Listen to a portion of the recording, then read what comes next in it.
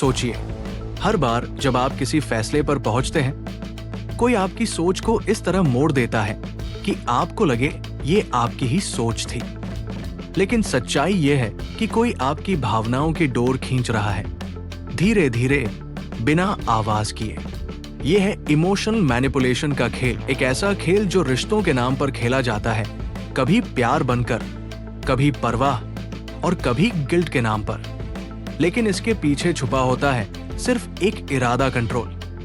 कभी आपने महसूस किया है कि कोई बार बार कहता है, मैं तो तुम्हारे भले के लिए कह रहा हूं, लेकिन हर बार आपको ही गलत ठहराता है? ये सिर्फ बातचीत नहीं है, ये एक साइकोलॉजिकल ट्रैप है। और इस वीडियो में हम जानेंगे इमोशनल मैनिपुलेशन और टॉक्सिक रिलेशनशिप्स के ऐसे सीक्रेट्स जिन्हें जानकर आप खुद को इन खतरनाक जालों से बचा सकते हैं। पहला चैप्टर बताता है इमोशनल मैनिपुलेशन की पहचान कैसे करें। असली मैनिपुलेटर कभी गुस्से में नहीं आता, वो आपको प्यार से तोड़ता है। वो आपकी कमजोरियों को आपकी ही ताकत बनाकर इस्तेमाल करता है। वो कहेगा, तुम तो मुझे समझते हो ना। और इस सवाल में छिपा होता है एक दबाव कि आप अब उनकी बात को नकार नहीं सकते। रीमा एक होशियार और आत्मविश्वासी लड़की थी, लेकिन उसका पार्टनर हर बार उसे ये महसूस कराता, तुम्हें मेरी परवाह नहीं, तुम बदल गई हो। और धीरे धीरे रीमा खुद पर शक करने लगी। यही है इमोशनल मैनिपुलेशन का पहला पड़ाव, सेल्फ डाउट। चैप्टर 2 में हम सीखते हैं टॉक्सिक रिलेशनशिप्स की पहचान। ये रिश्ते बाहर से बहुत खूबसूरत दिखते हैं, लेकिन अंदर से धीमा जहर होते हैं। इसमें प्यार कम और कंडीशन ज्यादा होते हैं।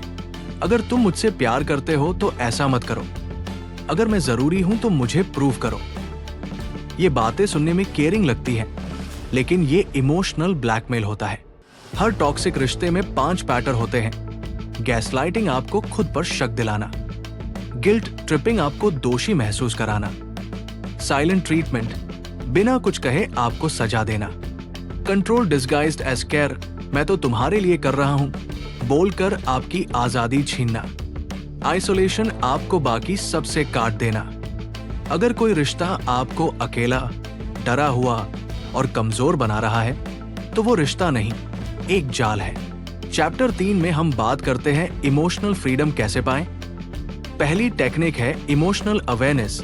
जब कोई आपको बार बार गिल्ट, डर या शर्म दिलाए, तो खुद से पूछिए, क्या ये भावना मेरी है या दी जा रही है। दूसरी टेक्निक है बाउंड्रीज बनाना। हर बार हंस मत कहिए, ना तभी एक जवाब है।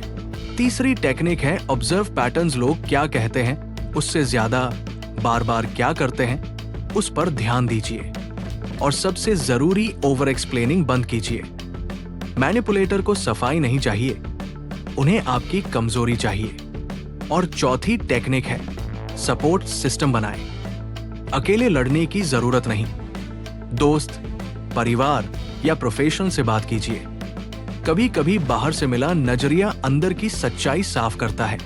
चौथा चैप्टर हमें बताता है आपको कंट्रोल करना आपकी गलती नहीं, लेकिन खुद को आजाद करना आपकी जिम्मेदारी है। मैनिपुलेशन से बचना कठिन हो सकता है, पर नामुमकिन नहीं। अगर आप जागरूक हैं, अपने इमोशंस को समझते हैं और अपनी सीमाएं तय करते हैं, तो कोई भी आपके साथ गेम नहीं खेल सकता। आखिरी चैप्टर हमें सिखाता है इन्फ्लुएंस और मैनिपुलेशन में फर्क क्या है। एक मैनिपुलेटर डर, गिल्ट और शर्म का इस्तेमाल करता है, लेकिन एक सच्चा लीडर आपको समझता है, सुनता है और आपकी आजादी का सम्मान करता है।